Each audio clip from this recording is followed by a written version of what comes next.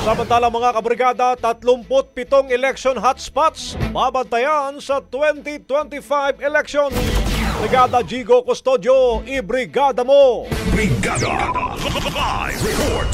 Nasa 37 lugar na sa bansa ang itinuturing ng Department of the Interior and Local Government na hotspots para sa darating na eleksyon sa 2025. Ayon kay DILG Secretary John Vic Remulla, karamihan sa mga lugar na ito ay nasa Bangsamoro Autonomous Region in Muslim Mindanao. Meron din sa 3rd at 4th District ng Leyte at meron din sa Central Luzon. Bagamat mas kakaunti ang bilang ng mga hotspot ngayon kumpara sa nakaraang mga eleksyon, sinabi ni Remulla na hindi inaasahan ang matinding karahasan sa panahon ng halalan. Noong Setyembre, inatasan ni PNP Chief Police General Romel Francisco Marbil ang mga hepe ng pulisya na tukuyin ang mga lugar na posibleng maging election areas of concern. Pinag-aaralan din ng PNP ang pangangailangan ng dagdag na puwersa sa mga lugar na maaaring magkaroon ng karahasan kaugnay sa eleksyon.